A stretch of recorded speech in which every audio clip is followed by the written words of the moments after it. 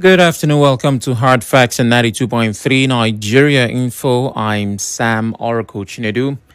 It is the 23rd day of the second month in 2026. It is a magnificent Monday, and it happens to be the very last Monday for the month of February for 2026. So this month ends on Saturday.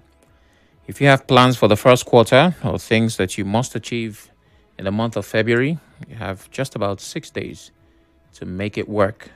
So I wish you all the best. As always, on Hard Facts, we start with the big stories. Election observer groups raise concern over ward collation process. Well, the post-mortem of the by-elections across different parts of the country is out, and people are complaining. Some are for, others are against. But we can all agree that this is a litmus test for 2027. INEC commissioners could face 2-year jail term over withheld election documents. So if there are problems and it is confirmed that the commissioners are at fault, INEC is saying that they could spend 2 years in prison. We would love to see that happen. World Bank approves $500 million loan for Nigeria's agriculture sector. And of course, Nigeria Info's I Beg to Differ resumes. Coming up at 4, the council chairman for Obiakpo local government area, Dr. Gift Walu, joins me as we talk about a petition sent from the council summoning the IGP over land grabbing crisis. Some names were mentioned. There were controversies trailing that. The chairman will be here to clear the air and tell us the plans, the projects and policies of the council. And at 5, we'll be looking at voter apathy. Apparently, that marred the by-elections. Multiple reports from multiple units stating that people did not exactly turn out for the elections. And if this is the way to go, what should we expect in 2027? I'll be asking about your role if you're willing and able to participate in next year's elections. 6 brings the major news. After that, it's open season. As always, don't go anywhere. Stay with me.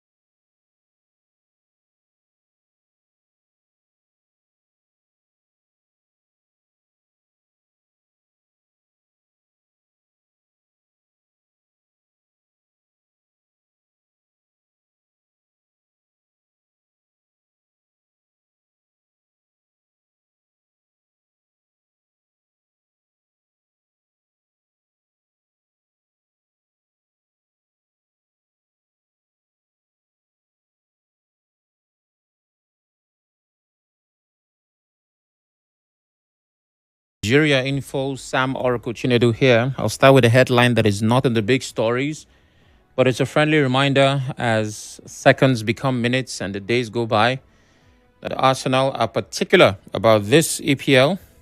Thoughts and prayers are up, of course, by those who are Arsenal fans and those who would consider themselves well-wishers. I've said this once, twice, and possibly 1,000 times. I would always have Man City win the trophy because of Pep Guardiola reasons. But I have to say, I honestly do not mind Arsenal winning it this time because they do deserve it. Unfortunately, sympathy does not win trophies. They will have to work for it. And that they are doing with every game. With the annihilation of Tottenham 4-1, they are inching closer to that trophy. So, hopefully, we have congratulations reserved for the club in the EPL, and we're hoping that they do celebrate this trophy so that everybody can rest. So, thoughts and prayers are up for Arsenal. It's theirs to lose now. Now, going from there to other important matters, of course, the by-elections being the biggest headline, hogging up the entire news. INEC declared the candidate of the APC, Ukalikpe Napoleon, winner of the Ahoda East Constituency 2 by-election held on Saturday, February 21 of 2026. INEC's returning officer, Professor Rosemary Obo, says the APC candidate polled 3,980 votes to defeat Ego Marvelous of the Action Alliance, who scored 33 votes. Wow. A correspondent who monitored the by-election across several wards and polling units reports generally low voter turnout. Some stakeholders attribute the apathy to different factors. The members representing Abu Aldwal and Ahoda East Federal Constituency, Solomon Bob, says the off-cycle nature of the election may have contributed to low participation. Okay. Off-cycle nature. Interesting. The awareness is not the same. Like when you have a major election during the season for it. That one for days, even months on end. It's a function of the fact that this election is an off-cycle, off-season election. In fact, a lot of people here, until yesterday or so, they never knew that there have been any election here today. And a lot of them have gone to their various farms and river settlements, if not for the fact that we send word the legislature to come and they should stay back and watch and they'll be part of the process. Commissioner in the Local Government Service Commission from Ihuaba community, Richard Ewo, blames the low turnout on inadequate publicity, especially in rural areas.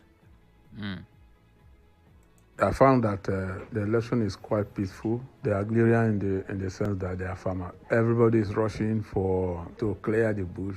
You'll be surprised that some of them, after a little while, because of experience, normally the voting material doesn't come early. So from what I found, some will run to the farm and come back to vote. So there is no that wide apathy. And then again, the publicity of the election is not too adequate in the rural community. Also speaking, Vice Chairman of Ahoda East Local Government Area, Florence Oduku, alongside the councillor representing Ward 6, Ochiba community, Echigbu Chimaji, share different views on the voter apathy witnessed during the election.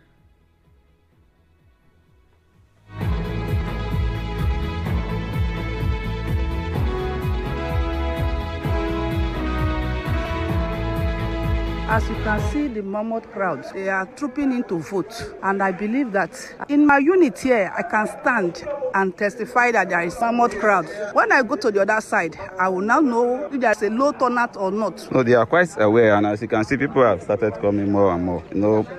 And very soon you will see that the turnout will increase. Around you see some of them coming, and immediately the church service is over, you see the large turnout that will come out. Most of them, as you can see, this is Proving Unit 6, is very, very close to this SDA church there. And most of the people that reside within this building unit attend that church. So immediately the church service is over, you see that the turnout will increase from here. Okay. All right. Mammoth crowd, one says. And on the other hand, we're hearing voter apathy. Well, candidates of the All Progressives Congress, Henrietta Bulabari, won the Kana 2 State House of Assembly constituency by-election in Rivers. Returning officer Professor Angela Briggs declared Bulabari winner after she polled 7,647, saying she satisfied the requirements of the law. The Action Alliance recorded 46. The New Nigeria People's Party secured 37. The Young Progressives Party got 23. Zenith Labour Party polled 47. Out of 71,914 registered voters, 7,834 were accredited, with 7,008 valid votes cast and 34 rejected. Reacting, Bola Bari says she's happy with the outcome and describes the election as free, fair, and peaceful, promising to deliver impactful constituency projects. Okay. Well, the president has congratulated winners of the elections held in the Federal Capital Territory, Kano, and Rivers states, describing the exercise as peaceful and successful. He urged the victors to serve with humility and patriotism and to treat their mandates as a sacred trust. Also, the president commended the Independent National Electoral Commission, INEC, security agencies, and voters for their roles in the polls, and praised the FCT Minister Nyesom Wike for what he describes as his achievements in the territory.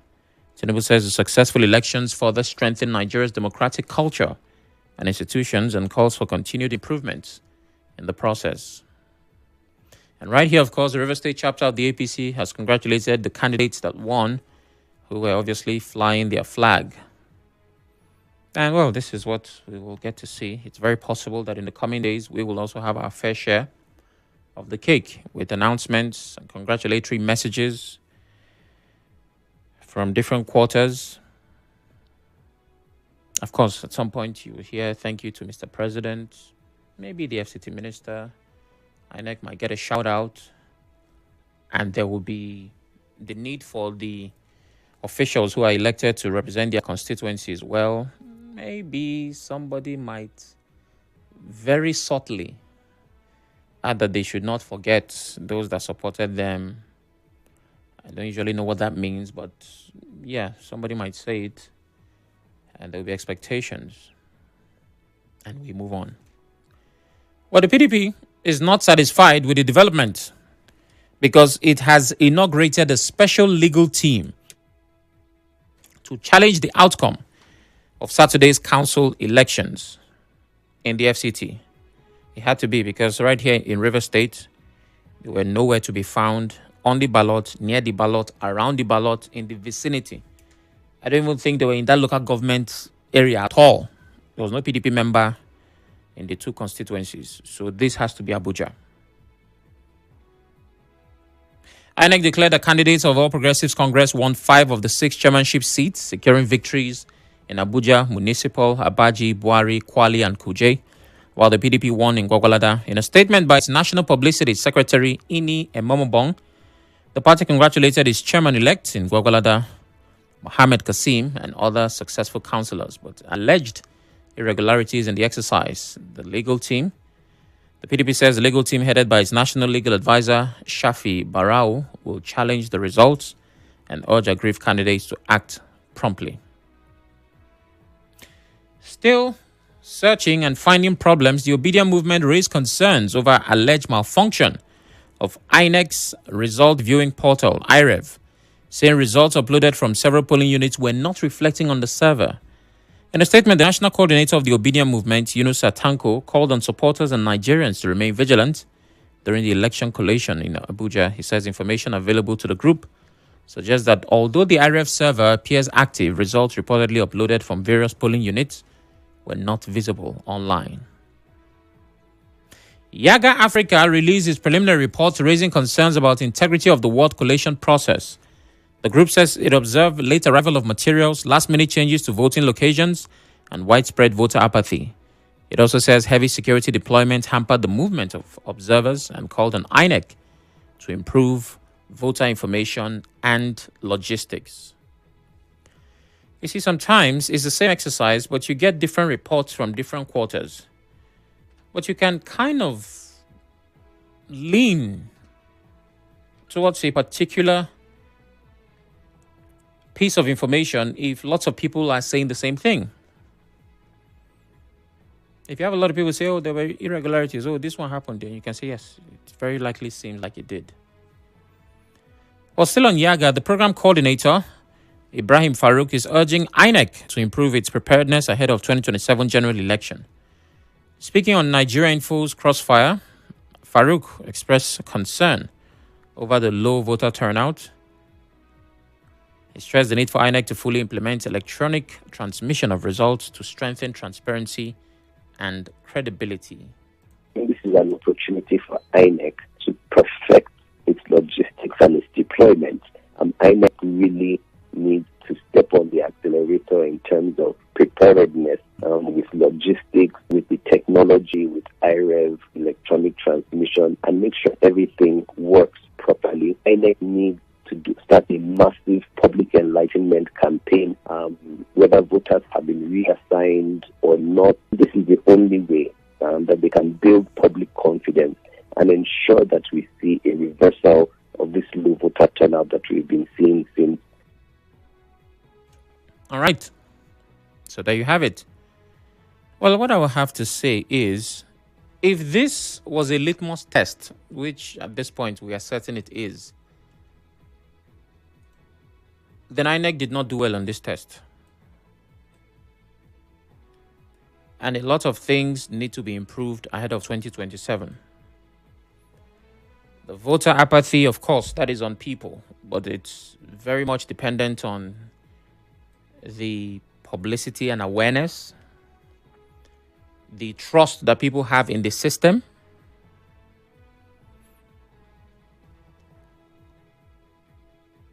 the credibility of the commission, not just believing in the system, but also believing in the body that handles elections. There are lots of factors responsible for people wanting to come out or refusing to come out to vote. And if nothing changes, then, well, 2027 would be a whole nother conversation. Yes, it's a general election. Naturally, turnout would be higher than regular. But maybe, just maybe, people might not be in the mood. We'll find out at 5, because that's the question I'm asking. But there were countless observers who alleged many things in this particular election, and this is a by-election. So you can imagine what it's like. And my concern is the Electoral Act has been signed into law, right? It's not like the president had not assented. So the electronic transmission thing was supposed to happen with Form EC8A being the backup. Electronic transmission is supposed to be the NEPA, the main power. Then EC8A is the gen. Unfortunately, by that analogy, most people use their gen more than they rely on NEPA. So I think that's not really a good example. I have to look for something else. So INEC, you have a lot of work to do. If the 2027 elections go exactly as these by-elections went, Nigerians will complain. A lot of them will. So sit up. Well, still on INEC, they have an important piece of information. The National Assembly has unveiled far-reaching reforms in the newly enacted Electoral Act, including a 2-year jail term for any resident electoral commissioner who withholds vital electoral documents, and the creation of a dedicated fund to guarantee the financial autonomy of the Independent National Electoral Commission ahead of the 2027 general election. The reform followed 2 years of legislative engagement and consultation, highlighted on Sunday by the leader of the Senate, Bayemi Bamidele, in a statement issued in Abuja. I don't like to attack policies of government, but sometimes it just seems that way. Let me read this first paragraph and try to see if you see what I see. Or better yet, you spot the problem. The National Assembly has unveiled far-reaching reforms. Let's remove all the grammar. Has unveiled reforms. Leave the far-reaching. In the newly enacted Electoral Act. Right? Good. And it includes a 2-year jail term for any resident electoral commissioner who withholds vital electoral documents, and the creation of a dedicated... No, let's leave that. That's 1. Dedicated fund is 2. So, any resident electoral commissioner that, to summarize this, somehow just helps with the business of rigging will go to prison for 2 years, right? Good. And the creation of a dedicated fund to guarantee the financial autonomy of INEC ahead of 2027 election. Full stop. What is the problem? Now, the reason why it's going to be difficult to swallow this thing National Assembly is claiming they want to do is because all the election tribunals before now, nobody has seen anybody get punished. There might be sprinkles of case studies here and there where this person was this and that. But we've had elections in 2023, 2015, 2011, 2007, 2003. From the dawn of the Fourth Republic in 99, there have been elections, general elections, every 4 years. And after that, we have an assessment, a post-mortem, there's a tribunal, people go to court, come out. And through all of this, there is impossible to neglect evidence that there were irregularities, ballot box snatching, this one, that one, and names come up. And somehow those people never get punished. And Nigeria see this in every 4-year cycle. Some off-season elections, some states that don't align with the general calendar. And still, a lot of the big names or the big examples do not get punished. The National Assembly is not telling us that resident electoral commissioners will spend 2 years. People will not say, what of all the other people before now that also flouted the system? If you didn't do for them, why would we believe you would do for this case? That's the one problem. And I'm not saying that this will not happen, but you have many more questions to answer. Secondly, and this is the problem, the Assembly is proposing the creation of a dedicated fund to guarantee the financial autonomy of INEC, to guarantee the financial autonomy of a body that is supposed to be independent. The full meaning of INEC is Independent National Electoral Commission. The first thing that I would assume that an independent body has is financial autonomy. Let me paint a picture with something we can all relate with. Relationship or marriage. If a woman tells you, I'm an independent woman, the first thing you expect is that she makes her own money. Before you start thinking of she makes her own choices. The first thing you will think of when somebody says I'm independent is that I am making my own money. My decisions are not influenced by anybody because they are not funding. The minute the woman now says, there's somebody that pays my bill, you now say, oh, my sister, that's not independent now. Say, I'm independent, but I have a sugar daddy somewhere. Say, no, that's not independent. So you are creating dedicated fund to guarantee the financial autonomy of an independent body. I think I'm overthinking this thing. Maybe it's just me that's overreacting. Ahead of the 2027 election. So if this is what is happening now, what has INEC been before now? Or, because we will not stop calling it INEC. The I is for independent. That's how it starts. What has been the state of INEC's financial autonomy before now?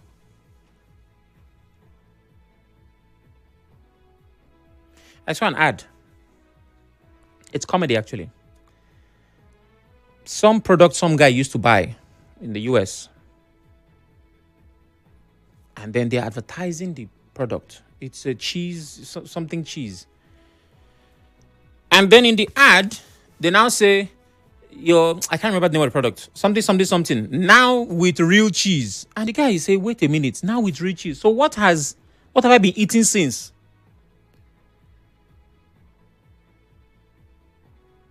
So these are the things that Nigerians observe. And there are questions that will come to the natural mind. You don't have to be too intelligent to just ask these questions.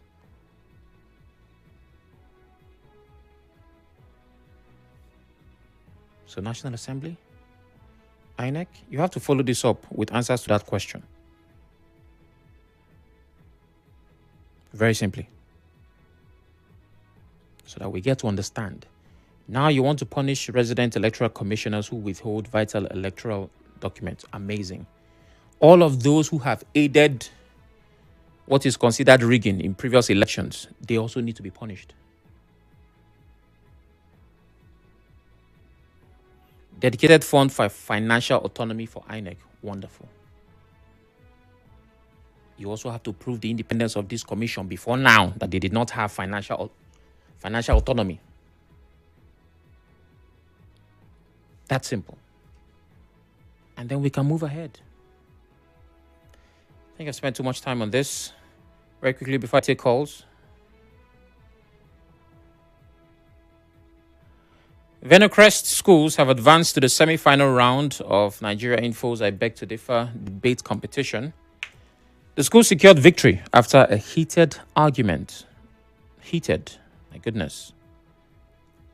Against Christ LeCol International, representing Venocrest were Clifford Mary Jane Oluwatosi and Sarimiye Diane Tamara Preye, while Christ LeCol was Stephanie Wariboko and Nation. I don't know if that's Nation or Nation. It should be Nation. Beulah. Both teams debated the motion that consumers, not manufacturers, are to blame for plastic pollution. That's interesting. After a compelling exchange, Venocrest emerged winners with 97.5 points to 88.5. All right, that's an interesting development. Let's listen quickly as we move on. Firstly, manufacturers produce massive non-biodegradable single-use plastics derived from fossil fuels, knowing how much greenhouse gases it emits without carrying out any environmental impact assessment. In trying to exonerate manufacturers in your points 1, 2, and 3, you inadvertently shot yourself in the foot, idiomatically speaking, by glossing over the obvious facts that consumers can indeed influence companies through their purchasing power, yet they often fail to do so. Simple economics shows that high demand drives production, but consumers' appetite for convenience products, single-use plastics like water, drives the demand the manufacturers supply. And I ask, is it not the manufacturers that produce these bottles? Without production, would there be any littering? Have you forgotten that the manufacturer is a businessman with profit motives? The daily high-volume consumption and improper disposal by 200 plus million consumers are the primary, immediate drivers of the pollution crisis. Gracias. All right. That's quite an interesting one. Well, I Beg to Differ returns 10 a.m. So ensure that you're tuned in. Straight to business, 0817-923-0002. 0817-923-0003.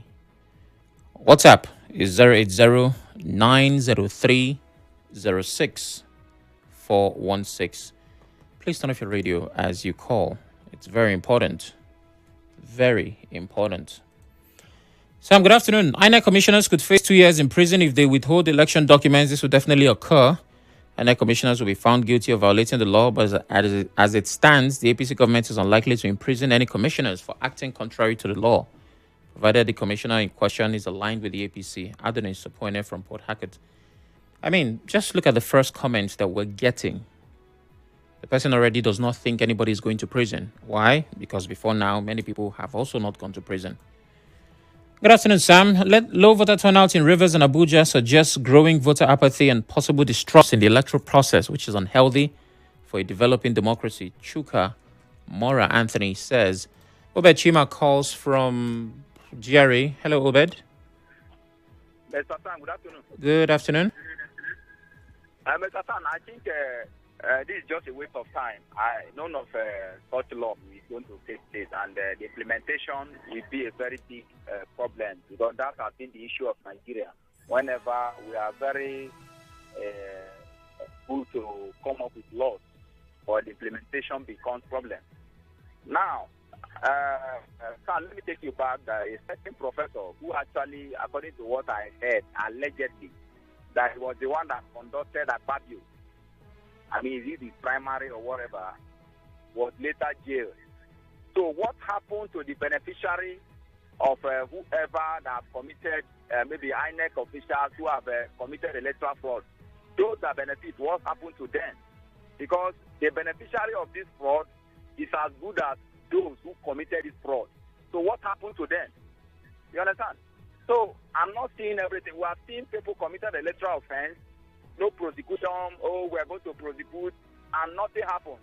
Please, sir, this is a waste of time for me. Thank you. Thank you very much. Well, it's not a waste of time. You give us your thoughts.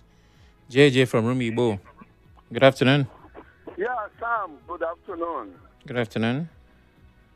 I listened to you keenly, religiously, As you should. where they were talking about why there's voter apathy in the Ahoda East constituency too, and somebody telling you that you can see mammoth crowd. I don't know how mammoth will now go with apathy. JJ, please go ahead. I think what you talked about backup was just use the power bank while there is what we call the NEPA light in your house. I don't think there was that one. Yeah. So, I don't know. But that said, Sam, this law about somebody hiding materials while people are supposed to get it and then go 2 years imprisonment. Remember a case in Benin where a certain bank mistakenly transferred about 1.5 billion into somebody's account, and they were able to get 1 or 2 of the money, and they asked the guy if he can go to, I think, 1 year or 2 years imprisonment or return the remaining money. He chose prison. He chose prison, yeah. Up for the 2 years, and so that he can just get the money, and the money will remain with him. It depends on the deal that has made the guy withhold that document. If the deal is big enough, the guy can just not be just 1 year, he will just go spend that for jail, come back, follow the guy and share the loot. But they should also know that at the end of the day, the guy may also say, go here, you workers of iniquity, I know you not. So we have to be careful, because some of these laws, I don't know. Only those where their own come out now would they know. Like the Akpabio case that somebody talked about. All the ballot snatching that they said happened Saturday, at the end, it does not come out. Thank you. All right, thank you very much. Chima calls from Rumukuta. Hello, Chima. Mr. Arako, good afternoon. Good afternoon. Mr. Arako, what fascinates me here is this INEC unreadiness of election as Ella told. To me, I am not seeing anything that INEC did wrongly. Election material appeared early as supposed to appear. All materials were exhibited there. They saw them. And the system actually worked, because according to the Constitution, where there is a system failure, you can go to manual. Then the issue is that the apathy they're talking about, let us define this apathy. Is it no lack of interest? You do not want to come and vote. Begin to blame the system. Have you confessed? Then before you begin to see the indeficiencies of the system, you have not come. Then meanwhile, what is this apathy talking about? River State has up to 8 million plus votes. But when we voted for Tinubu as into the we gave him up to 300-something thousand votes. That apathy. The thing is that if somebody doesn't want to come and vote, how do you do it? After all, INEC actually did public announcement, even in your radio. Then who would not follow up? It's not the parties. Different parties participating will go and do their campaign. That was time for campaigning. And let us not forget that this election was stated in some other places, in a secluded places, not in the whole of River State. So people will actually campaign here. Understand? So if other parties refuse to come and to do their campaign, then APC did their campaign as it's supposed to be. Don't forget, it's a strategy. I can measure on your ignorance. If I come close to you and you seem to not know that this is going to hold on Wednesday, and you're my competitor, will I come and tell you it was on Wednesday? It's not my duty to tell you, it's your duty to know. After all, the publication is all over the place. So if people are going to public, they are campaigning indoors, and if you to shout it for you to come and know, is it their fault? So to me, I just want INEC that is wrong, go. And I'm still telling you, I still believe that the presidential election will be more freer and fairer, because you know, my brother, I was all snatching, back all that kind of people. Even if you're actually right, I will even know that due to mind with illegality. All right, Chima. It went on very smoothly. Thank you very much. A quick break. We return to take a few more messages. Stay with us.